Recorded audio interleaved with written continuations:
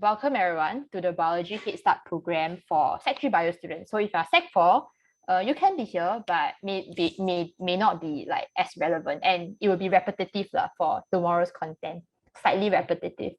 And what does Head Start program means, right? Like at first when I was planning for this Head Start program, I was thinking, so what exactly does it mean, right? If not, this doesn't if I don't understand, then it doesn't make sense. But I think this Head Start program is kind of something like you are going into your O-level preparation, like 2 years of O-level preparation. So knowing like a big picture, knowing like what's ahead of you, hopefully that will help in your journey, or just like mental preparation, right? I think that's what it is for today. There wouldn't be too much like actual content. I will have a trial, we will go through like a trial lesson later, but it wouldn't be like actual content that I want you to remember. I want you to like, okay, after I teach this, you better know all the keywords. No, that's not the point of this Head Start program. It's more like clearing the fog ahead of you and make at least you can see like a journey. Yeah, so that's the point of this Head Start program. It's really not the nitty-gritty details. Okay, so just introduce myself first, because you guys are like Sec 2 going Sec 3. Maybe you are not as familiar to Overmark or to like me, myself. I am the bio tutor for Overmark. My name is Xing Wei. You can just call me my name, or you can call me teacher. That's totally fine. I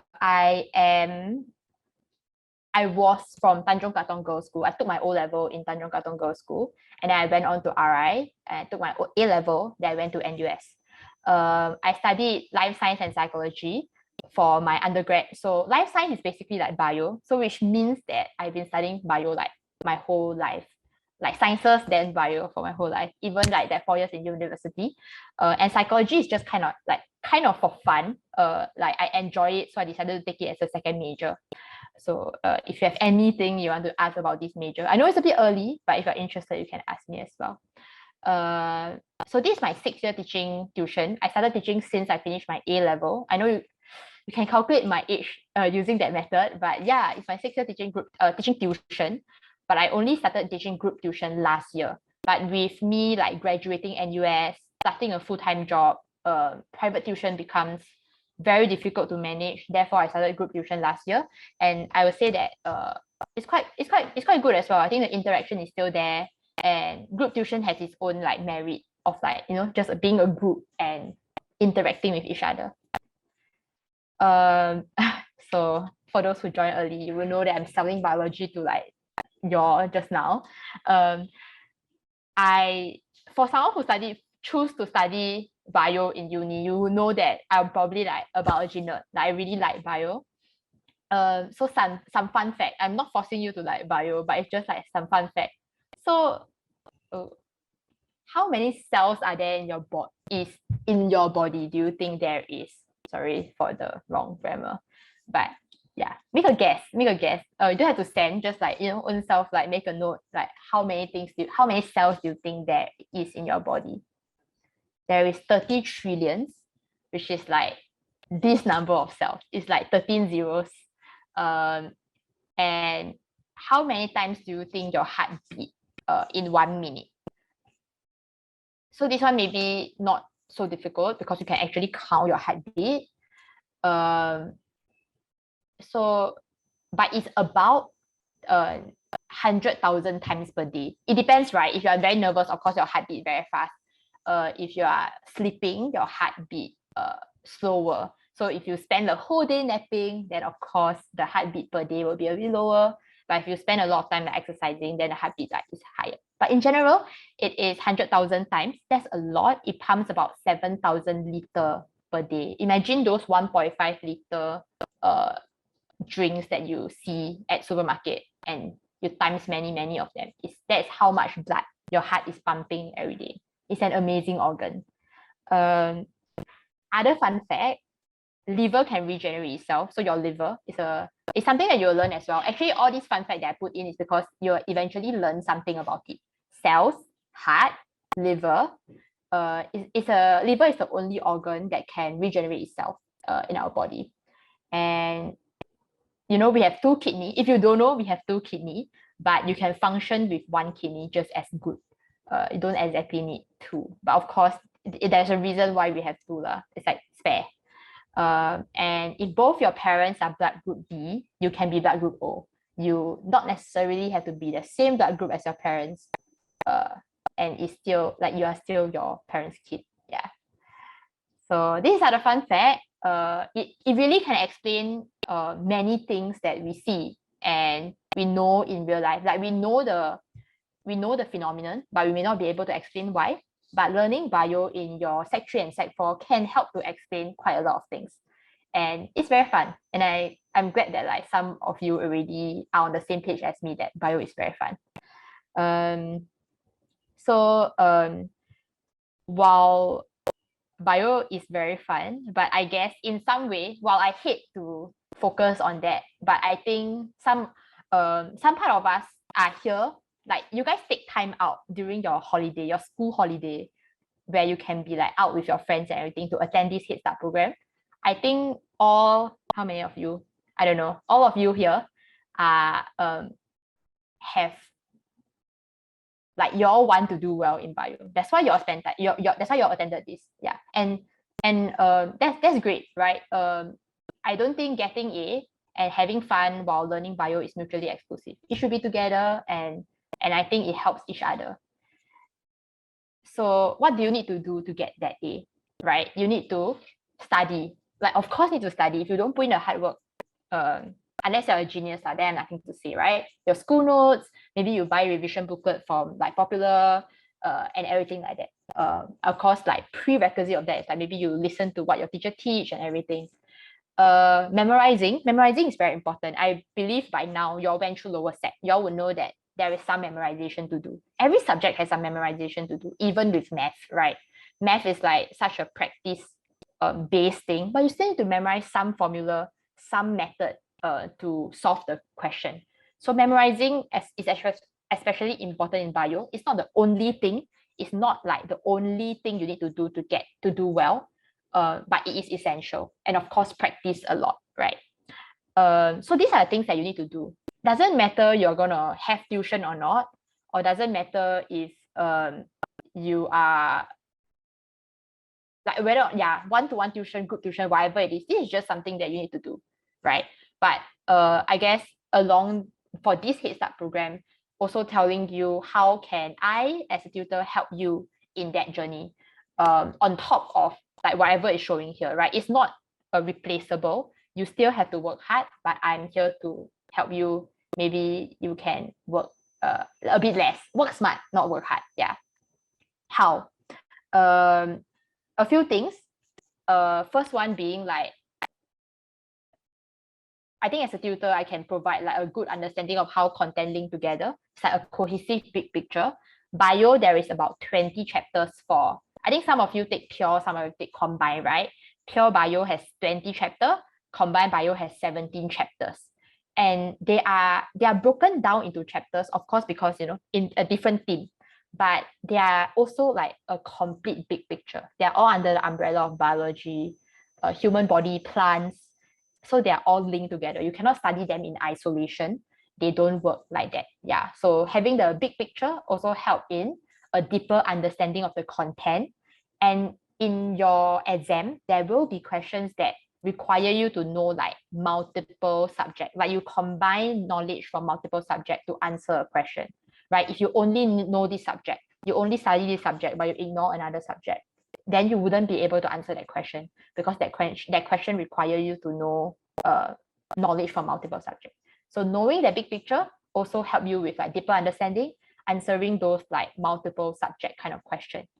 And of course, with tuition, you're gonna see me every week, like it or not. If you sign up for the tuition, you're gonna see me every week, and that means that you will get a lot of a more constant practices. I think the amount of practices is one thing, but the frequency of practices is another thing, right? For bio, is something that I think people may have recognized bio as like a heavy content kind of subject, right? It's like, wow, one day before the exam, there's so much things to memorize. I cannot get it. Like I have to burn midnight oil to just get all of this memorized. But with weekly like tuition frequency, that kind of like constant practices will just help you to you see it, look at the second point, automation of keywords. It's something that I stress quite a bit. It is about getting into your system. Like you don't have to memorize anymore. Think of your own like current bio knowledge. What are the things that you don't have to study, but you already can write like at least one paragraph? Those are the things where it's probably already in your long-term memory. You don't have to memorize them one night before exam. You are just automated to write them out. So those are the things you need to build, that automation. Like right now, maybe it's like a few topics are under that, but the best is that before even like O level, like a few months before, you already get like as much as possible into that long-term memory. So you'll be more relaxed, you'll be more chill and confident before exam. I think that's our goal with this constant and a lot of practices. And of course, that helps you be more familiar with the content, right? And lastly, of course, is our answering skill and technique. I'm sure even in lower sec, there's already like the idea of keywords, the idea of like you understood the question, but you're not getting the mark. That is very common in sciences, I would say, even for chemistry. It's like you understand the question, you answer, but you didn't hit what the marking scheme require you to. Right, there's some answering skills and that's some exam technique that we will also practice along the way. Yeah. So this is how I can help you. That being said, like let me explain a little bit about like what is the big picture, right? So today is like a sneak peek of the big picture, and basically what everything you're gonna learn along the way. So I am gonna list out all 20 chapters, but for I will spell out which are the subjects that are not topics that are not relevant for the combined students. So the first chapter is cell. What is cell? Cell, just now, like you know, the 30 trillion thing in our body, that is cell. It's a basic unit of our life. So we are basically ourselves. And there is organelles, cell, tissue, organ system. Some of these words may have already been familiar to you. Some of it may not be, but it's fine. But we will have more example along the way here. The chapter 2 that you learn is going to be movement of substances. This movement of substances includes like diffusion, osmosis, active transport. Same, some of it may sound familiar, some of it may not, but it's totally fine. It's about movement of substances in and out. So let's say like when we eat, right? When we eat our food, when we are hungry, how do we get our energy? And how do this energy get into our cells? That is by this movement of substances. First chapter is principle of biology. Yeah, but that's not tested. It is, I guess, important, like principle of biology, but that's not in. So someone asked on the chat that he thought that first chapter is principle of biology because that's in your textbook, but that is not in the syllabus for exam. Yeah, I'm just talking about exam syllabus. And then biological molecules. Biological molecules is basically our food, carbohydrate, fats, protein, and lastly enzyme. Enzyme will be a very fun thing that you're going to learn, and it will be recurring in a lot of other chapters later on. I must admit that I'm not very familiar with lower sec, so I don't know if you have learned this or not. So just bear with me if I'm explaining things that like, oh, you actually already learned in sec 2 and sec 1, because actually a lot lower sec syllabus across schools, right, are very, very different. Some schools will really teach all this even in lower sec. Some schools don't teach so detailed in lower sec. Yeah. Nutrition in human. So this has to do with our digestive system. When we eat, from our mouth to our esophagus to our small intestine, sometimes you can feel like your small intestine, you can feel that your stomach is very full. You can feel like the small intestine, like there's something moving along. Yeah, that is your digestive system. And then also liver. Liver is the organ that I mentioned just now. It is also a very powerful organ, very important organ for your body. And it has to do with like the biological molecule, like they are kind of like related, because we are what we are digesting are those food that we eat, which are biological molecule. Transport in human has to do with your circulatory system, your heart and your lung, mainly heart, because, and also your blood. That is like what is circulating around your whole body, right? So transport in human, you can imagine that it will be a large chapter. It will be a really big chapter here, because circulatory system just has a lot of things to talk about. Even like, yeah, just think of how large it is in your body. Okay, so the next two chapter, this is a conventional sequence in many different schools. So I'm just going through, but some schools have different sequence, but that's fine. It really doesn't matter. Like, don't have to nervous, because you know, ultimately when you take your exam, you have to learn all 20 chapters. That's the point, right? The sequence of it really don't matter as much. So for the next two chapter is nutrition and transport. So you see the nutrition in human and transport in human, but the plants version. So we will learn about a bit about plants as well. Mainly human, mainly our something that I think we can link a lot to. Not gonna lie, I'm not exactly a big fan of like plants chapter, just because I'm not as passionate and enthusiastic or just curious about plants as like human body. Yeah, but it's still something that we will learn. And I mean, we see it's also something we see in our daily life, right? We see a lot of trees, a lot of plants. So it's something that we're going to learn as well, nutrition and transport in plants. Then back to the human body, respiration. Respiration also has to do with our lung. So you can see that the transport in human has a lung component. Respiratory system also has lung. What does it mean? It means that these two chapters are highly linked. There are some chapters that are very obvious that they are linked, and there are some chapters that are like remotely linked.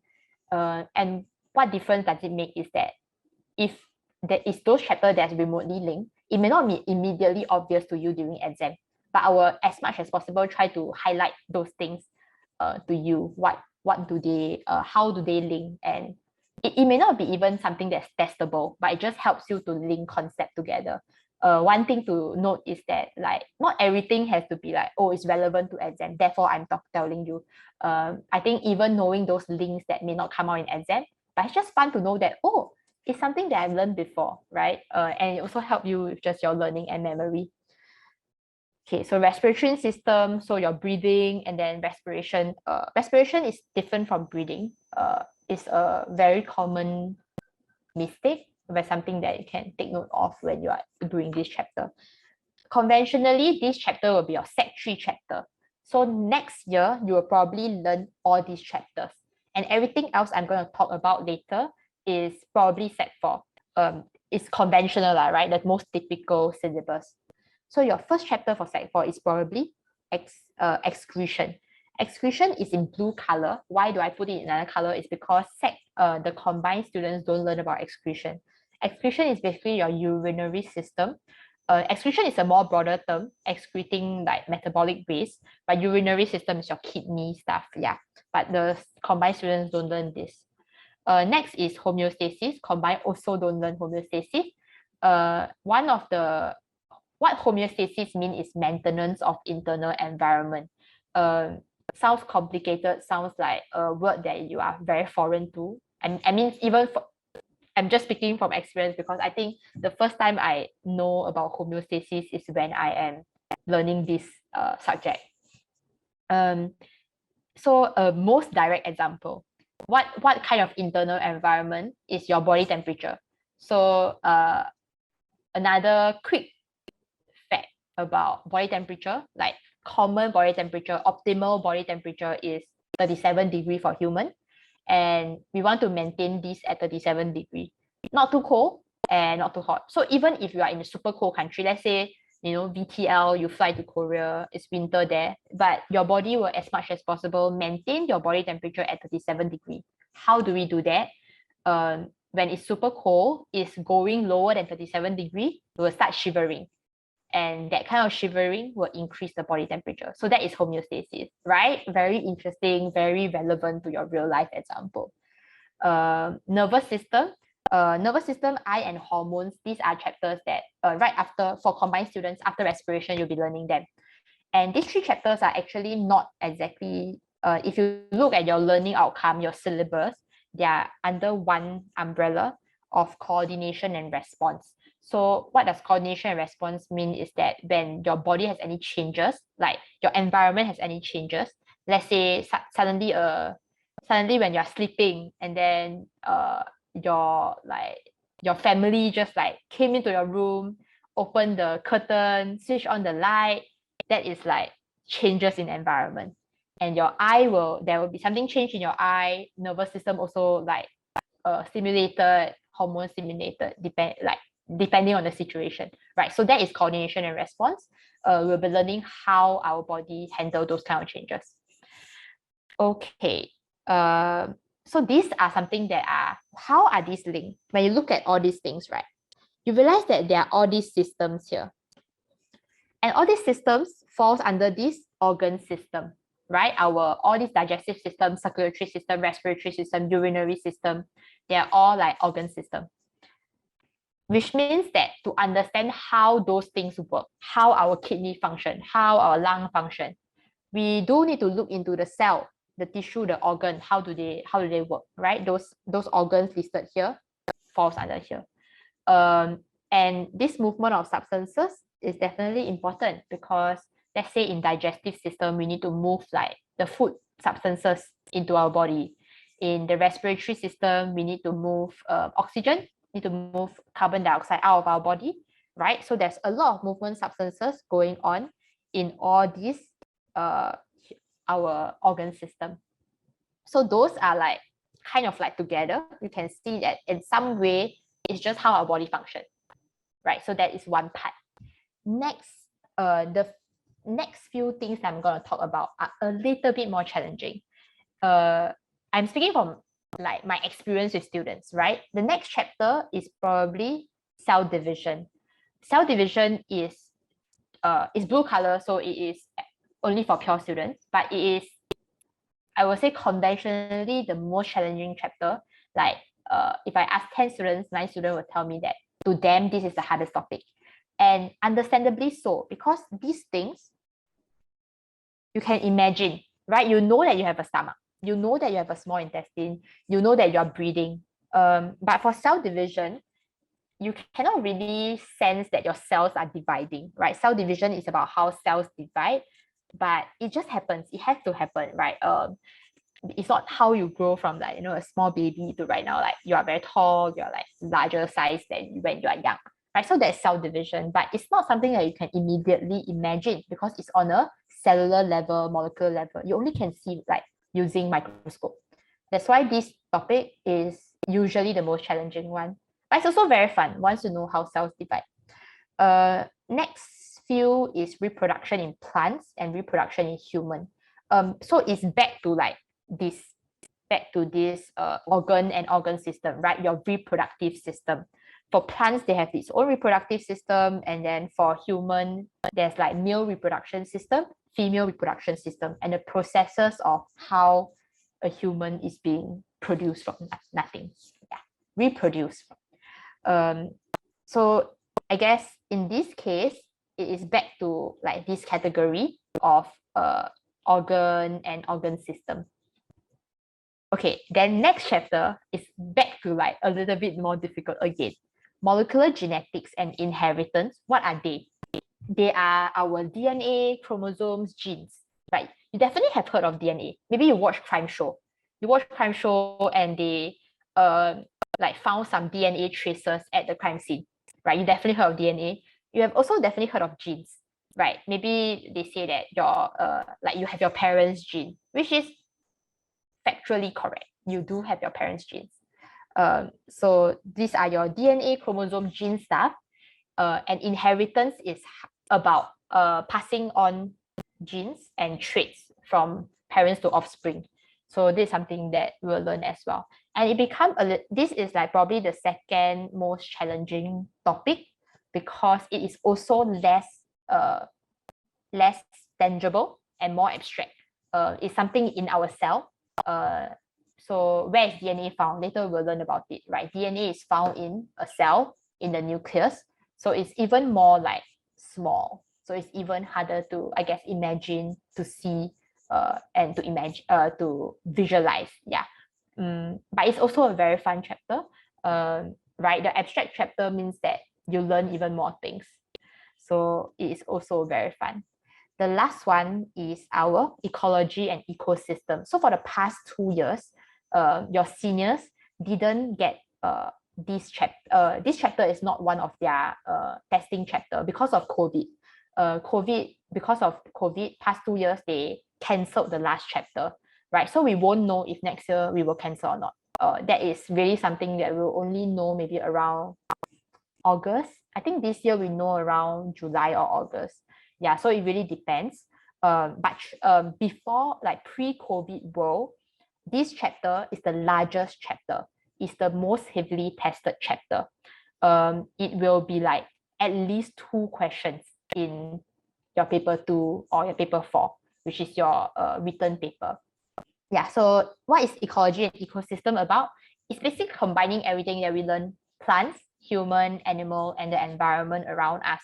So it's a large chapter. It has the most content. It is also most heavily tested. Yeah. So it's usually for depending on your school progress, it is either before June or after June we will finish up, and this will be our last chapter. Yes, so this is all you'll be learning spread out across 2 years. Hope you're excited after hearing all this, like of what you will learn about bio, and know that what you're going to learn for the next 2 years. So this is the big picture and how they are linked together.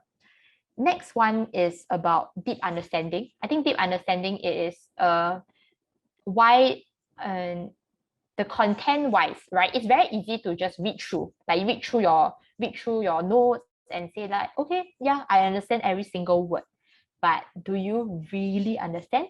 It is, I guess, if you actually manage to read through the content and actually like remember all it is and how to write it out, that is some form of understanding. But I think it's about deep understanding. So about keep asking why, even if those why doesn't necessarily is tested, right? At least you get your answer, you see the link between different points in this chapter. And of course, like I mentioned just now, link with other chapter, super important. This can be like just for your understanding, just for your clearer understanding, or it's just something that you do need to know for your exam, right? And we'll be going through first chapter together.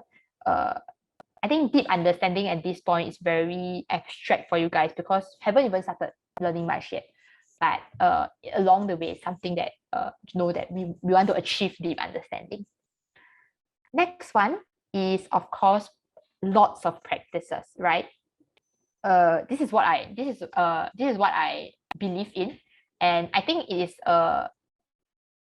I think when I share this with some student back like 2 weeks back when I was doing trial lesson, there's a student who tell me that, oh, so it's so simple to get A, like so simple to do well in bio, you just have to understand and you practice a lot. And I was like, yeah, it is very simple. Like it is that simple. Like I believe that it is that simple. Understand, practice. Then you answer, right? Understand, practice, then you can answer your question. It's simple, but I don't think it's easy in terms of execution because it is a very iterative process, right? You understand already, and then you do practice so that you can apply your knowledge. But when you're doing practice paper, there are many practice papers available out there, like school prelim papers known to be harder than actual O-level. While you're doing practice, when you are doing exam, if you don't get 100 mark, you don't get full mark, means that there's something lacking in understanding. Then you strengthen your understanding. Then you repeat the process. You apply the knowledge again, and then there's something wrong, something that you get wrong, something that you didn't get right, then it goes back to understanding, right? So this process, if you repeat it enough and you repeat it effectively, which means that you learn from all your mistakes, then I don't see any reason why you won't get your A. Yeah. So that is your practice and keywords. And then lastly is your exam skills. Exam skill is very important. I hate to like when I see students who can like tell me what they know and they do know everything, but it doesn't translate to the amount of mark they get during exam, which is very common. Maybe when you start taking your first or second exam, this is something that you will experience as well. Like you felt like you totally understood everything, but it doesn't convert to the mark. there can be various reasons for that, right? Some common reasons being like, let's say this question. This question was like describe and explain. And in this case, the student didn't explain, the student only described. So that is kind of like, I know you may be thinking like, oh, then it's just this student not reading the question properly. Exactly, right? But reading the question, sometimes it is a skill as well. It is something that you do need to practice. You need to make sure that you read the question and you're answering to the question to get all your marks. Because let's say in this case, describe and explain, what I will tell my student is there's 2 parts. So 2 marks to describe, 2 marks to explain. So there will be a lot of questions that may have this kind of like 2 parts, 3 parts that you need to counter accordingly, and the mark allocation will be allocated accordingly as well. Yeah. And then other things like for this case, for this question, it is a what is this? It's a nervous system question, right? And all this is like I just screenshot my students' work, like because I will mark their practice paper right before every lesson, and I just screenshot some to show you guys what is going on.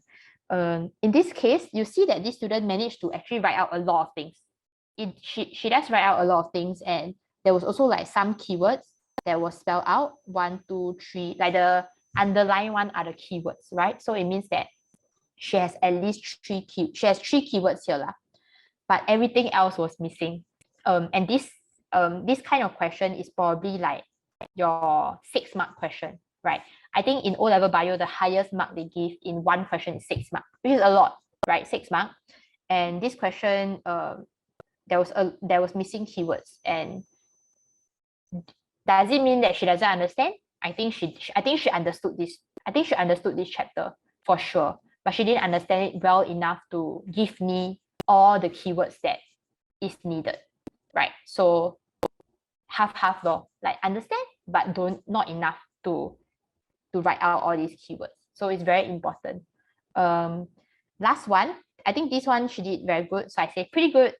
And you can see that when I mark, it is like marking the tick and the underline are probably like the very important keywords. And like they are the marking points. So imagine that, there have to be a marking scheme, right? It's not like in the whole chunk, but at least point form so that the marker know what exactly to look out for when there are so many scripts to mark. Yeah, so know what are the keywords, what are the marking points. And I must say that the keywords and the marking points are very, very repetitive. There can only be so many keywords, right? Keywords are keywords for a reason, right? So they are like repeated throughout. Doesn't matter what kind of question it is, the phrasing will be different, but because it's keywords, they are the same because they're keywords, right? But the phrasing may be different. So that is back to this one. You must read the question. Okay. So that is some tips for you, like moving forward. And of course, I want to like do some trial lesson as well. It's our very first chapter, so you can like head start of the actual head start, right? Of your topic 1, cell structure and organization. It's not the full content. I decided to like leave time for Q&A as well. So later we'll be having Q&A session. If you have question, any kind of question like you can ask. But before that, we will go through some content. Yeah. So the first chapter is cell structure and organization. Cell being the basic unit of our life. We can't see it. Even if you see, like, you look at your skin, you look very, very like closely, they are not cells. They are at most tissue or even organ. Cells is not something that we can see with our naked eyes. I think when you start school, next year, you probably will have lab lesson and you will use microscope to actually look at cells. And it is very difficult. Like this picture of the cell is like a beautified version. Actual microscope, you're only seeing black and white. It's very difficult, right? But let me show you pretty picture first. Then along the way, you can look at the more difficult electron micrograph that is black and white. Right, so this is an animal cell. maybe some things you have already learned, probably have already heard of like nucleus, cell membrane, things like that in your lower set. But we'll be learning more organelles. So cell is a basic unit of life. Organelles is even smaller. It's what is in the cell to make sure one single cell function correctly, right? So organelles is even smaller. There's a lot of organelles that you have to learn. I must say that this chapter is quite boring in a sense that there's not a lot of content. It's really mainly like that list of organelles that you need to know because it will appear a lot in the future in other chapters. Let's say, so this is animal cell. There's a few things here, right? So we start with like cell membrane. Cell membrane is the outside one. Membrane is a transparent film-ish things that is like covering the cell. So the cell is like distinguishes what is a cell and what is outside. And there is nucleus. Nucleus is the probably one of the most important and one of the most visible thing when you look at microscope. Nucleus is the biggest one. And nucleus has all these like hair-like structure that you see or like thread-like structure. Those are chromatin. Chromatin is like I don't want to go too much details, right? But it's like somehow the same as chromosome. And somehow the same as DNA. Basically, your genetic material. They are not genes, okay? Genetic material. So those things decide like, actually those things are very important because they decide how you look like, just who you are, right? There are things that are environment influence, and there are things that is just built out like that, and those are your DNA. So the nucleus is very important, and you see this flat stuff outside surrounding the nucleus with like dots outside of them. That is your rough endoplasmic reticulum. Don't need to remember now if you cannot, right? But maybe just remember this for me, rough. Why is it rough endoplasmic reticulum? If there's rough endoplasmic reticulum, it means that there is smooth endoplasmic reticulum. And the difference here is the rough endoplasmic reticulum has those dots. And those dots are ribosome. Those dots are your ribosome. Smooth endoplasmic reticulum do not have the ribosomes with them. We're going to talk about the function later on. And then there is Golgi body. There is vacuole. Vacuole is this that they stores water and waste material and nutrients for animal cell. And there's mitochondria. Mitochondria, I don't know if you guys have heard of those, like a meme that said like mitochondria is the powerhouse of a cell. It is not correctly phrased. Like if you write that, right, you're not gonna get like the mark if they ask you what's the function of mitochondria. But it's not wrong. It's the powerhouse because mitochondria provide you energy. So all your, like even me just sitting here and talking to you, right, I need energy.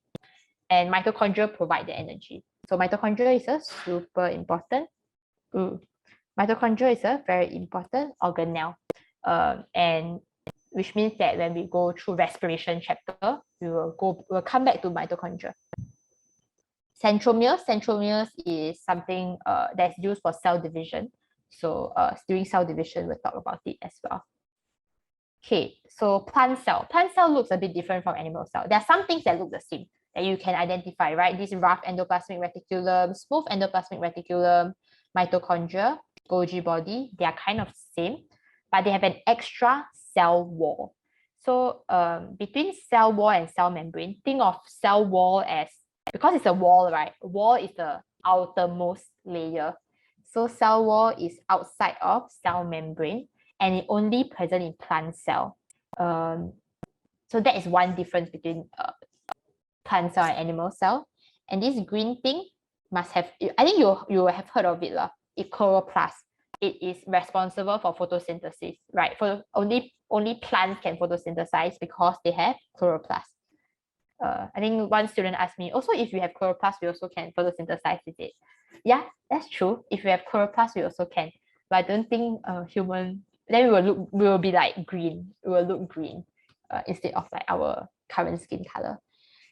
This vacuole, remember this water-like thing? vacuole, it stores water and nutrients and things like that.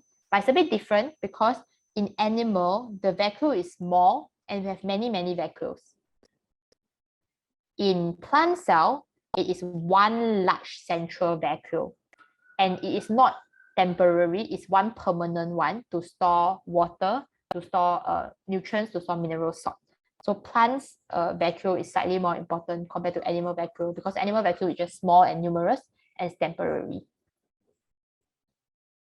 So these are the functions. Don't want to go into them, but gonna go through like the bolded words. Okay, the bolded words, they are your keywords. Keywords means that they're important. You need to know them. You need to like immediately think of them. When I tell you cell membrane, you need to know what is that cell membrane is partially permeable. So what is partially permeable? Partially means not fully, right? Like the explanation I can think of is partially is not fully. Permeable means that it allows substances to pass through. Permeable means that allows substances to pass through. So when you say partially permeable, so it only allows certain substances to pass through. So by doing that, cell membrane controls what substance can enter or leave the cell.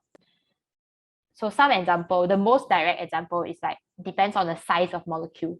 If it's too large, you can think of cell membrane as your fences, right? It is if it is too big, and then some things can pass through.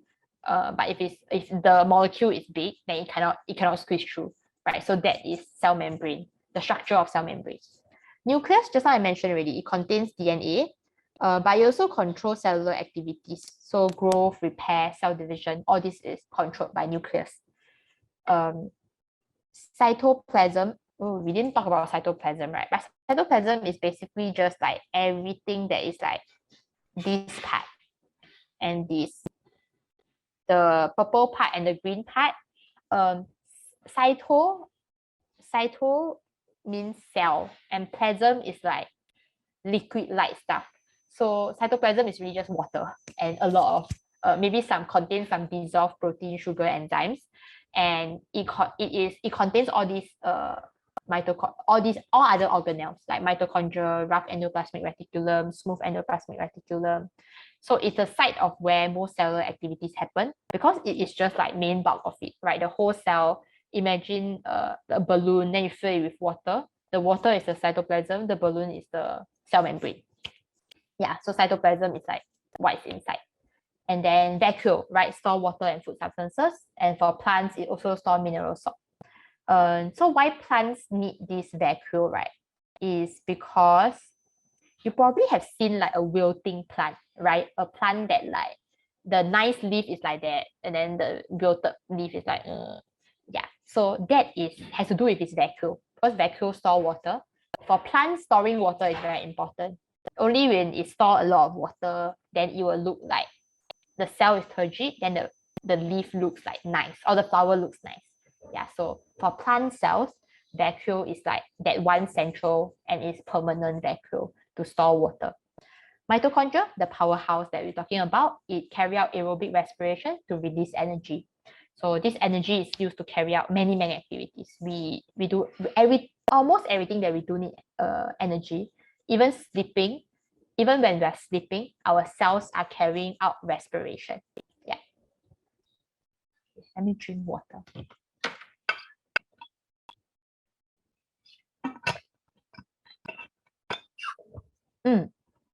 This is a fun part of this chapter. It is just now we talked about ribosomes, RER, and Golgi body, and also smooth endoplasmic reticulum. What is their relationship, right?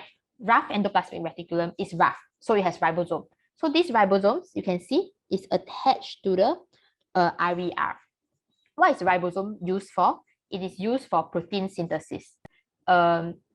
If you want to go deeper, we can even go deeper, like, oh, why is protein important? But basically, like, like if we are double eyelid or we are single eyelid, if our eye color is brown, most of us probably is brown.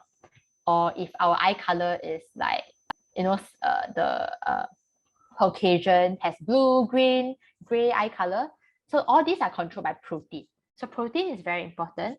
It's not just like the meat that you are thinking of, but there's many different kind of protein. So ribosomes produce protein. So these small things that are attached on the RER produce protein. And then the actual RER is after ribosome produce protein, the protein will enter the RER. And then from the RER, you can see that it will move to the Golgi body. And Golgi body will store salts and modify substances made by ER, basically the protein, and package them into vesicle to be secreted out of the cell. So you can imagine a protein being synthesized by ribosome, and this protein is like your raw material. It goes into RER, and then it goes into Golgi body. Golgi body may be like, when you say stores, sorts, and modify, you can imagine it as like, okay, what kind of protein? All these protein, if it's like red, separate into different colors, separate into different texture, and then add some molecules to it, but you basically just make it like more like its function. And after Golgi body, it will go to the cell membrane and then release out the protein, right? So these protein are the protein that basically determines our appearance and also like our body function. Yeah. So ribosome. So what is involved in protein synthesis? Ribosome, RER, and Golgi body. These three organelles work together. They're closely linked together, and they're involved in moving protein out of the cell, producing protein and moving protein out of the cell. For smooth endoplasmic reticulum, even though it's called endoplasmic reticulum also, but it is not involved in protein synthesis. It's involved in other molecules, fats and steroids, and then it also contains enzyme to detoxify drugs and poisons, right? So our smooth endoplasmic reticulum in the cell is also very important because it detoxifies.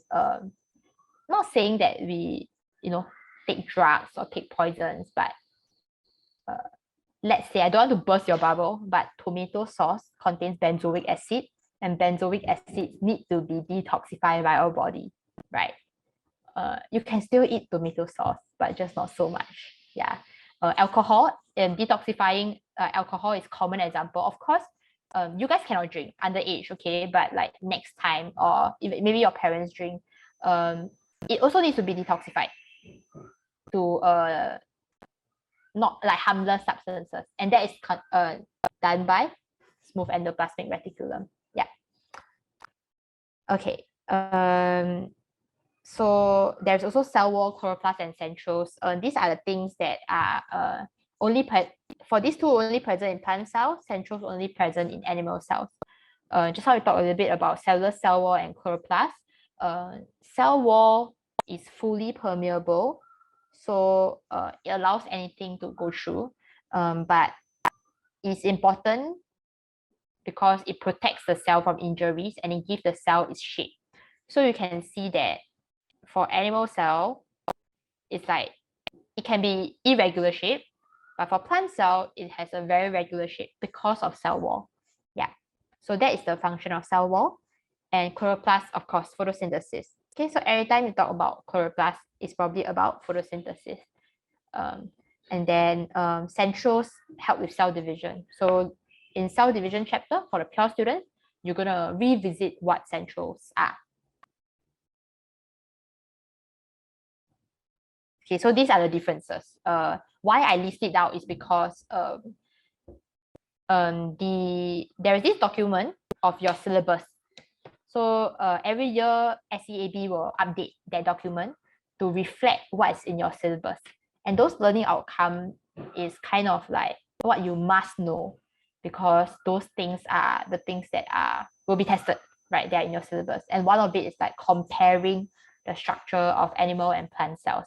They are very similar in some way, but there are also quite a few differences. So that is also one key things about bio.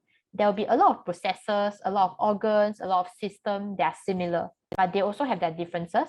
And comparing is essential skills in bio, being able to compare. And when we say compare, it's not like describing what is animal cell, what is plant cell. You need to actually compare point to point, right? Maybe in this case, it's quite obvious, but in other question, maybe a little bit more challenging. Like those, it will be a skill, and you will be constantly reminded that when you see the word compare, you have to compare point to point instead of just describing, right? That is an exam skill, exam technique that you need to be aware of. Yeah, but this one's quite obvious, right? It's like animal cell have, plant cell don't have. Yeah, so in this comparing question, this comparing learning outcome is still quite straightforward. Okay, we come to the last part about this organ system. This is the last learning outcome, but it's also the most, it's like a great transition to like future chapters, right? It is like cell, tissue, organ, and organ system. It's like building blocks like that. You can imagine like Lego. Cell is like one piece of Lego. It's the most basic unit of living organism. And you take a lot of Lego, maybe it can be the same color, same Lego type, or even they just can stack together, right? May not be the same color. It can be like same Lego type that can able to stack together. So those will form a tissue, and a group of cells of the same type, they are found near each other, and more importantly, carrying out the same function, right? So they have to be functionally similar. They form a tissue, right? You put a lot of Lego blocks together that form a tissue. Then after you have many different tissue, it will come together to form an organ. And of course, this tissue have to have a similar function, or it's just like one specific function or group of function in this case, right? Then they form an organ.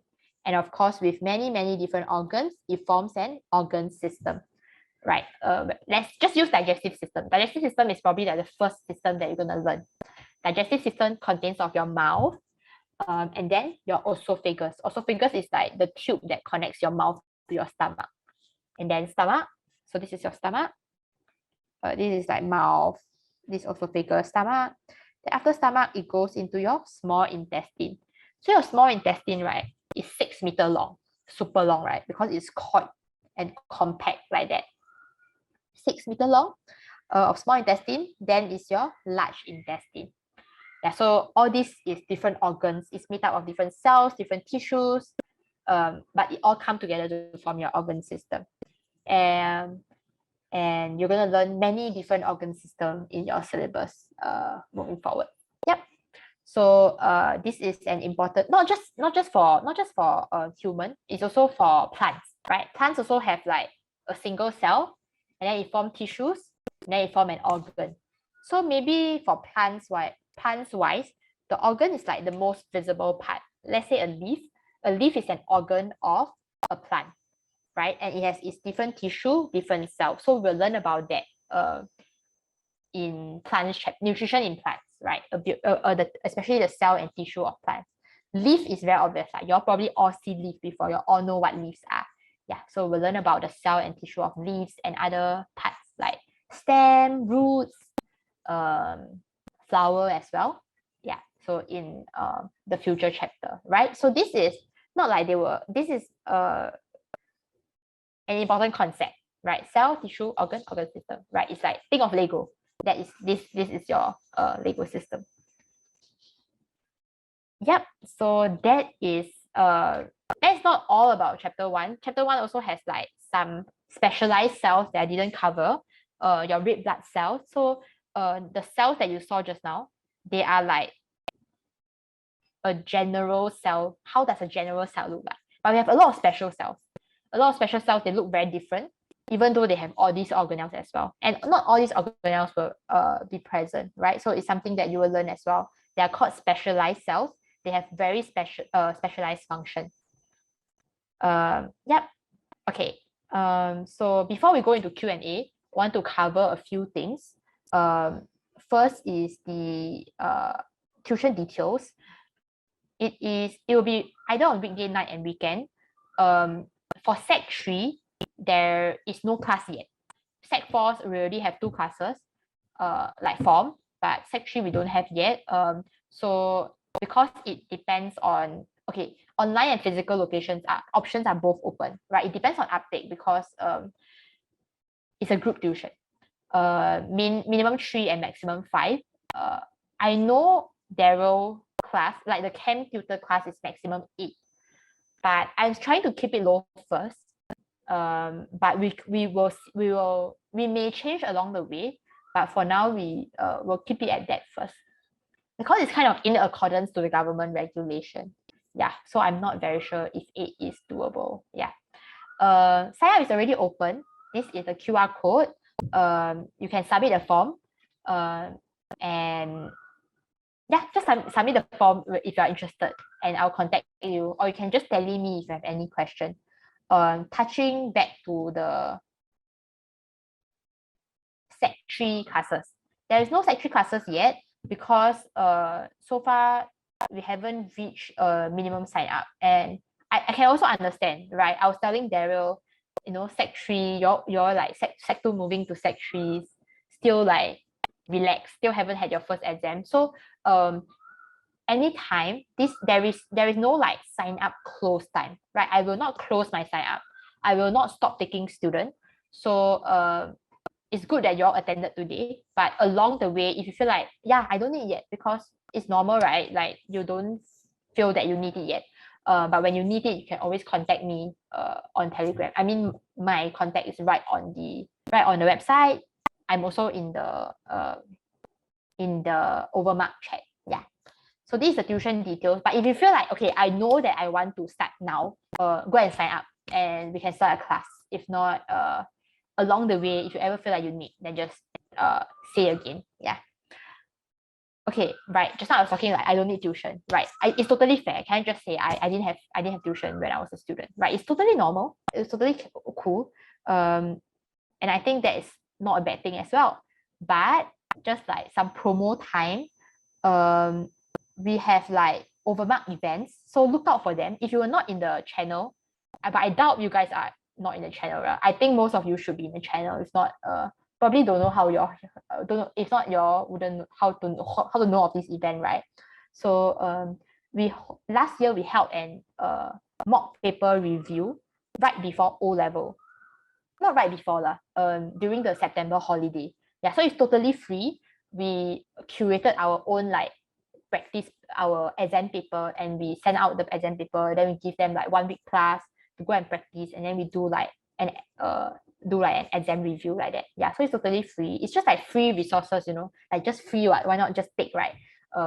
Yeah, so look out for those kind of thing. I think maybe it's less relevant to Sec 3, but maybe we will do for Sec 3 this year. I really don't know. But there will be a lot of these kind of resources along the way. If you don't know, there is also like free notes that are on the website.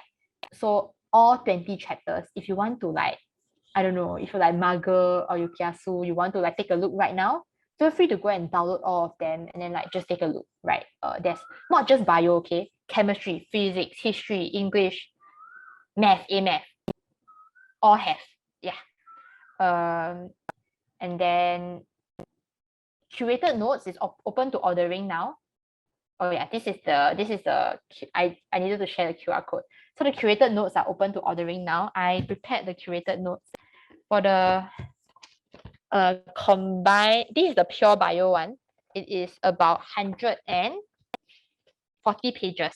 140 pages for pure bio. It is super condensed, but all you need to know, like what I mentioned about learning outcome, the document, all you need to know is in this book, and with like super condensed highlighted keywords.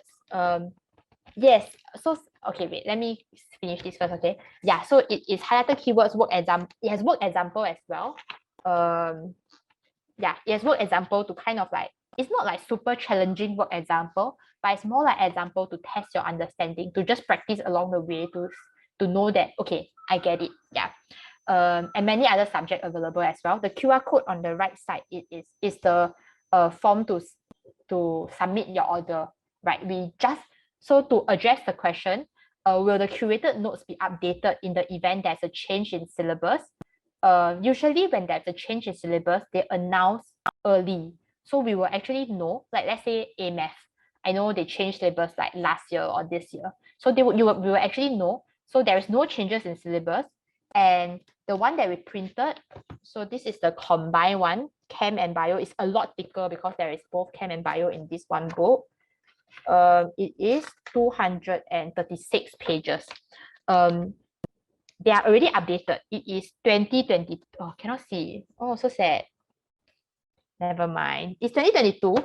We just printed. Like we just printed. Like we just updated over 2 weeks ago. Both me and Daryl for Chem and Bio, and for Bio I also just updated. It is brand new. Actually, all the curated notes are we just go through like a revamp during December. Yeah, so it's all ready for 2022 lah, basically. And lastly, it is crash course. Crash course is something that we started last year, and we are also revamping this year, because last year basically, right, you know, the 20 chapters that I talked about, we went through it in 4 hours. It's crazy. Okay, after that 4 hours, I just like super tired, super drained. I think everyone's brain is like fried up.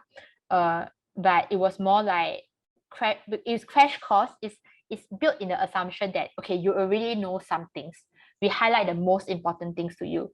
But look out on our website, Telegram, Instagram. I know that we are working on like bettering the crash course. I think 4 hours after getting the feedback is simply too short and too rushed, and everyone is very tired after that.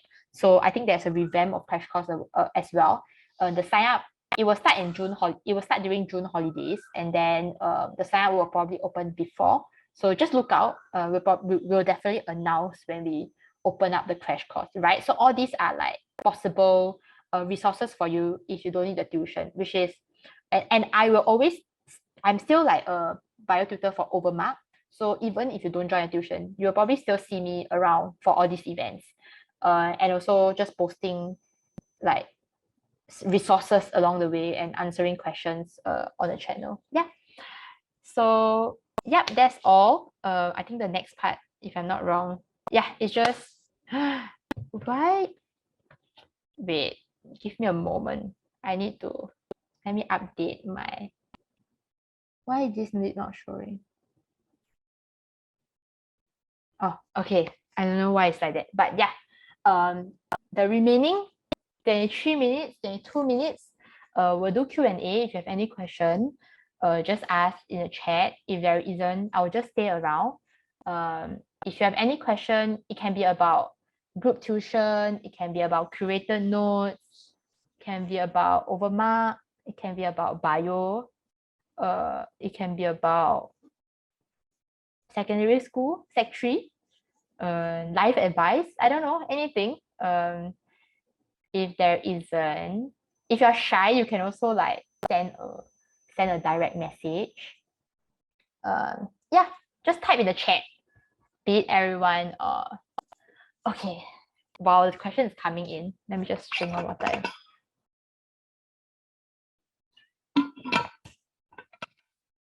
Oh, sorry, I didn't. Okay, first question is that how much time is ideal to do revision for bio per week? I think it really depends on at what point are you talking about. Like at what point of your school time are you talking about? Are you talking about right before O level? Or are you talking about like during non-exam period? During non-exam period, I think it's fair to just like not as intense as right before exam, or rather it's just fair to be more intense before exam, right? And it also depends on what style you are. I think actually me and Daryl, we briefly talk about this on our podcast. If you don't know yet, low-key like a promo. Daryl mainly do a podcast on Spotify, on Apple Podcasts, everything. You can search over the group chat by Overmark. And yeah, we did talk about this a bit. Before exam, I don't want to give you a number of hours, but I think as much as you can, right? And it also depends on your normal time accumulation. Let's say you leave it to last minute. How much time is ideal to do revision, right? It's like as much as you can, or like just the whole day, right? I don't think there is a how much time is ideal. I think it's how much you can take, and also depends on your plate. Do you have CCA? Do you have other subject? Like maybe bio is easier for you, so you spend less time on bio and you spend more time on other subject that you know you are like not as good in. So yeah, I know this answer a bit like vague, but it really depends. I think it really depends. How much is the tuition fees? Oh yeah, I didn't cover that, but when you submit the form, it will actually say, but the fees is $40 per hour. So for pure bio, we are doing 2 hours per week. So that's $80 per lesson. For combined bio, because combined bio, the content is really less. It's not a lot less, but I think 1.5 hours is enough. And some more, you may have your camp tuition as well. So we are only doing 1.5 hours. So that is 40 times 1.5, $60 per lesson. And it's every week. Yes, that is how much it is. Tips for time management. We also talk about this in our podcast, some of our podcasts. You can go and listen. I mean, if you all have time or you're on the go, going to somewhere on MRT. Time management, let me think. I think if when we talk about time management, another word I can think of is discipline. Because if you want to manage your time, you need a plan, and then you need to have a discipline to follow it. The planning part is not that difficult. I don't think many people struggle with the planning because planning is very subjective. You plan the way you like. There's no one correct way to plan. I think, in my opinion, maybe there is like a good, like those successful students who plan their time like that, but it may not work for you, right? So different people planning can be different. But the discipline to stick to your plan is universal. You just need a lot of discipline to like stick to your plan. And what is the most common distraction? Phone, social media, TikTok, Instagram, right? So my tip for time management is plan, have the discipline to stick to it, and then reduce your distraction. Yeah. Okay, let's see. Not very much related to bio. How was being a psychology major? What was the stuff that you guys got to study? For a psychology degree, only bio or can take physics or chemistry? Okay, I answer the simple question first. For a psychology degree, you can take anything. There's no like requirement, but actually, yeah, there's no requirement. There's really no requirement. But it's kind of related to like the question about what are the things we get to study. We study a lot of things. We study there's a lot of different side. There's clinical side, there's bio side, there's social side, there is developmental side. So let me break down a bit lah. For example, clinical side is like mental illnesses, depression, anxiety disorder, bipolar disorder, things like that. And then social psychology is kind of like behavioral psychology. Why do people act a certain way?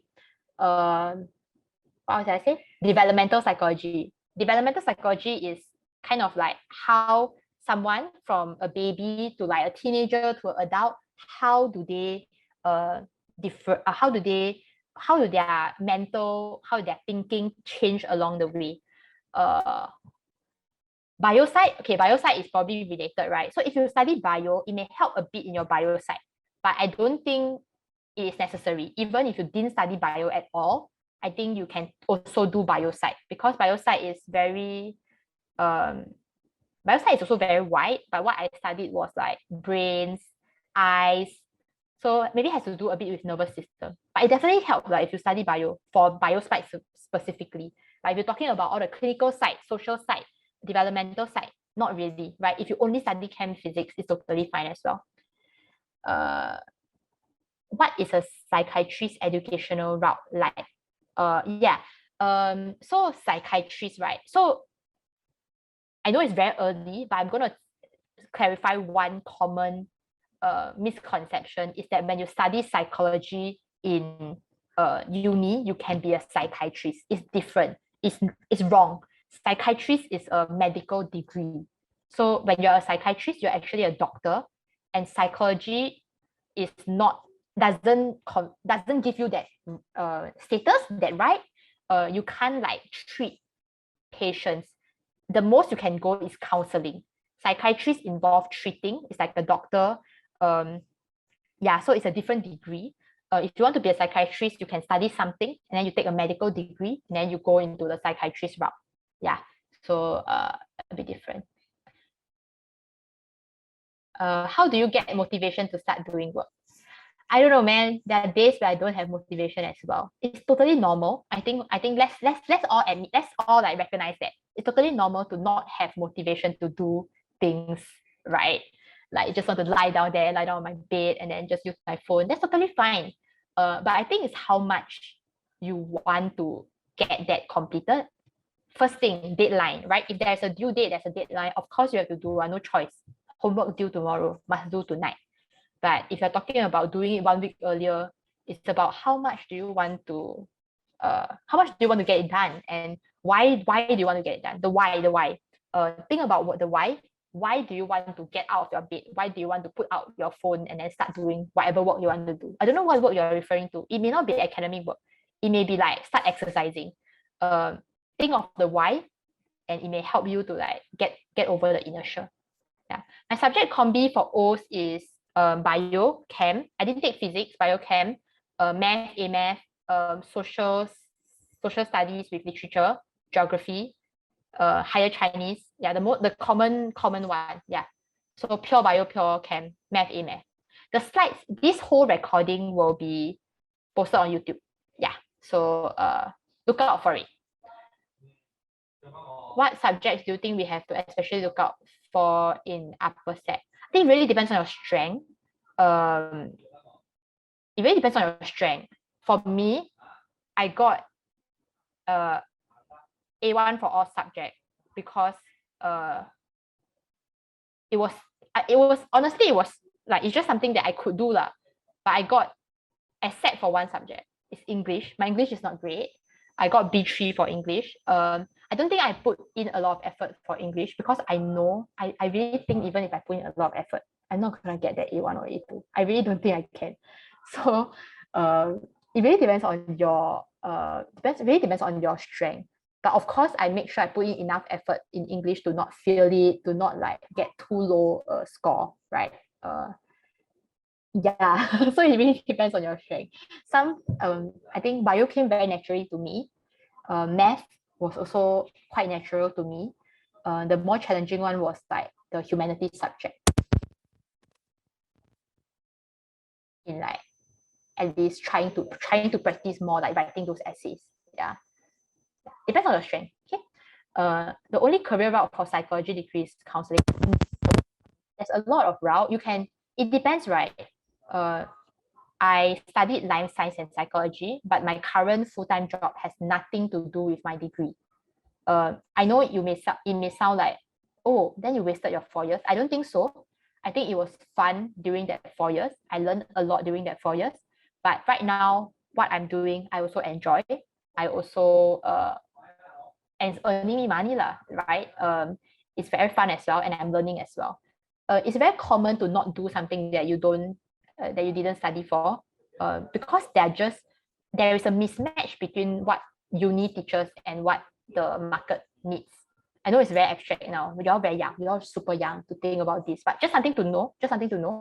There is something that, yeah, school just don't teach, but the job market needs. They're bound to be like, when you go to a job, then you learn more things. Yeah, it's not like, oh, I studied 4 years, I get good result, I confirm can do well in my job, right? There will be still learning even when you start working. For psychology, let me think, what are my friends doing? Teaching for psychology, counseling, working in like homes, like intellectually disabled home, boys home, girls home. Oh, working for the police force. The police force do require like psychologists as well. Even for let me think. Those that I'm listing out is like directly related to psychology research, right? Those are things that are probably like you need to you need to study psychology to, because it's like specific to psychology. But a lot of my psychology degree friends are working in like different like marketing operations, this kind of job that doesn't have like a specific course to it. Y'all get what I mean, right? It's like some job just don't have the role that, oh, you must study this to get to do this subject. Yeah. Difference between psychologists and psychiatrists. Psychologists, you study about, psychiatrist is a doctor, firstly, very first difference. Psychiatrist is a doctor. So you may administer treatment, you may administer drug, not a drug, medicine. And yeah, so you do need a medical degree. Psychologist is more like, maybe you talk, you like a bit like a counselor. You study psychologists usually, other than counseling like clients, we won't call them patient lah. Sometimes it's client, right? You don't need to actually have mental counselor to see a psychologist. Maybe you just needed someone to talk to. It is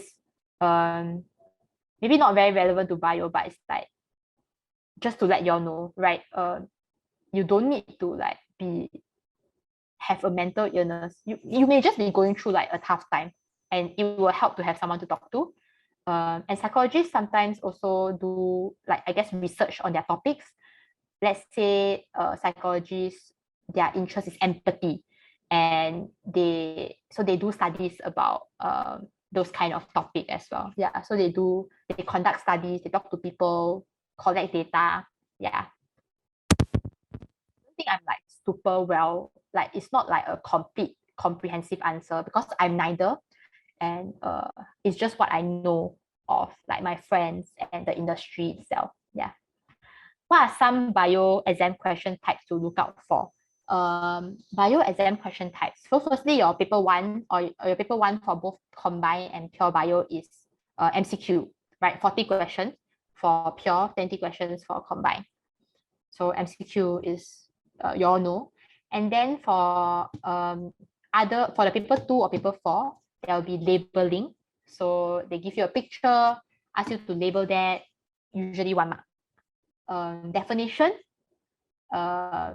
state means that you just have to state the point, and the most common one being explain or describe. So those are a bit longer question, 2 to 4 marks. Those questions are like you need to explain a little bit, right? And then application question is not super direct. You need to look at the question, the scenario that they give you. Those questions are usually the challenging one because it's not straightforward. It's something that you need to think a bit. You need to think how to apply your knowledge to answer those questions. Lastly, for pure bio, you have your section B. Actually, both combined and pure, you have your section B. Section B is a bit longer. It tends to be longer. One question is 10 marks. And usually it's not like broken down to like 1, 2, 3, like that. It is 4 marks, 6 marks. It's a lot longer. It's kind of like, we'll call it an essay question. It's not really an essay, but it's 6 marks. It's quite long. You do have to write like one whole paragraph. But there is still quite a variety of questions. It's something that along the way you identify because when you do a lot of practices. Yeah. It's just something that off my mind that I can think of. They are very common. And just now when I mentioned like the compare question can be a long question also. Compare plant's reproductive system versus human reproductive system. This kind of question, right? Just a right off a bat example. Yeah, so quite a lot of exam question type. But I think the key is to practice them and then be familiar with how to answer those. Yeah. It's not there won't be any like wow type. Yeah, no worries.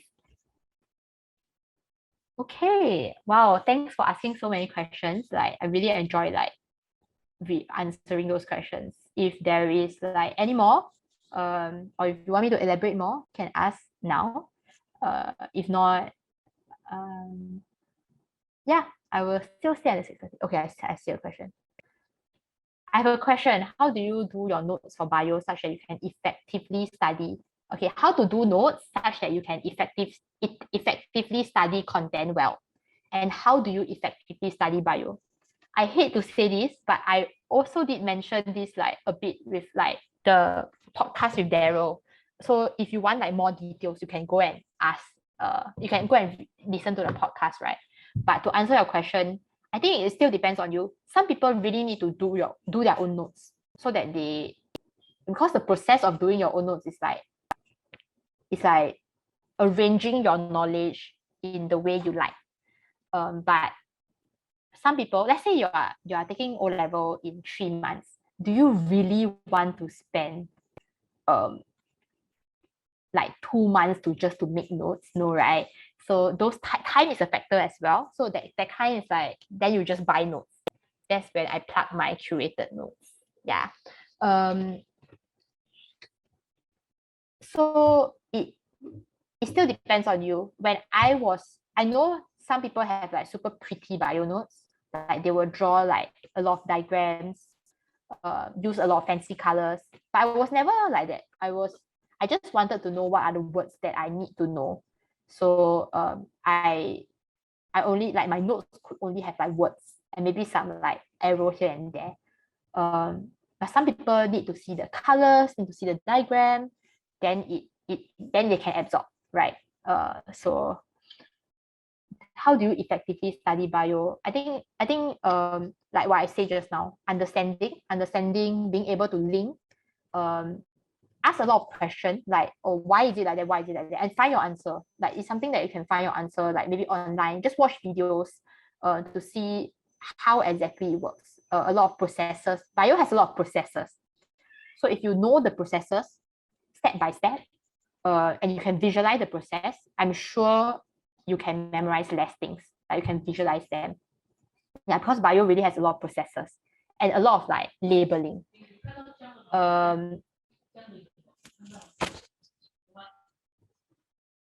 How is it like in the psychology field?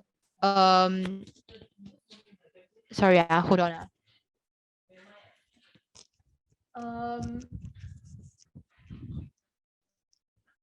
Okay, so how is it like in the psychology field? I'm not in the psychology field, so I cannot answer this question. It really depends on which psychology field you go into as well. There's research, there is like clinical, social, educational, a lot of them, yeah. But I think at least one thing to say is that if you like it, then you will enjoy it. Yeah, if you like something, I'm sure you will enjoy doing that as your career. No. You cannot switch to bio in JC if you are taking only physics in O level. Uh, it's not allowed, I think, unless the school conventionally is not allowed. But if you appeal, but I think the chance is very low. So if you want to take bio in JC, you should take bio in secondary school as well. What are some study techniques that help you retain info better? I don't use what are some study techniques that help me retain info? I don't use flashcards, but I test myself. Like I will let's say all the organelles and the function, I will study them, and then I will study other things, and then I will backstep to test myself. Like, do I still remember? Because if you after you study already, then you immediately test yourself, of course you remember, right? Like if you don't remember, then it's like no way to start. But if you study that already, like you study content A, and then you study content B and content C, then you go and test yourself on content A again. If you still remember, you are highly likely to remember it. Yeah, don't study content A, test content A, study content B, test content B, but you backstep after studying a few things. So it means that there is some time difference in there. Then you test yourself. Then you test yourself. Just testing yourself is the best way to like know that you remember. Yeah, I think that's for me. I think different people really have different. If flashcard works for you, I know people who work flashcard work for them as well. Yeah. Oh, my course psychology. It's very fun. It was my second major, so I didn't have to take a lot of mods, but I just took the mods that I like. But definitely it's also similar to bio. There's a lot to memorize and a few essays to write in uni lah. want to be psychiatrist, how to study the psychologist part after the medical part? Do I have to study? Yeah, it is different degree. Yes, it's different degree. So you have to take undergrad in psychology, and then you take like master or PhD to get the medical part. The details, I'm sorry, I must admit that I don't really know like how to apply and when to apply. All these things I think need to search for them later. Like you need to Google them. But in general, psychology is your undergrad degree. Then after that, you have to further study for sure. Like after the 4 years in undergrad, you have to further study to get to the psychiatrist route, like the medical part.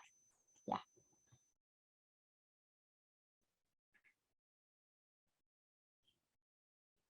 Yep. Okay. I'm so glad that y'all asked so many questions. Like I think the previous time that I did, like the questions was there were questions, but I realized that a lot of questions were about psychology, and I see that y'all are interested in psychology. Not bad. Yeah, good to know so early, but definitely stay open minded to see like what you like along the way lah. Yeah. Okay. Yeah. So this will be posted. This recording will be posted. But thanks everyone for attending. I'm gonna end it here. If there's anything that like urgent to know, urgent to ask, feel free to tell me. You guys have my. It's all on the channel. Yeah. Okay. Thank you everyone. Bye bye. Go and eat your dinner. I also need to eat my dinner.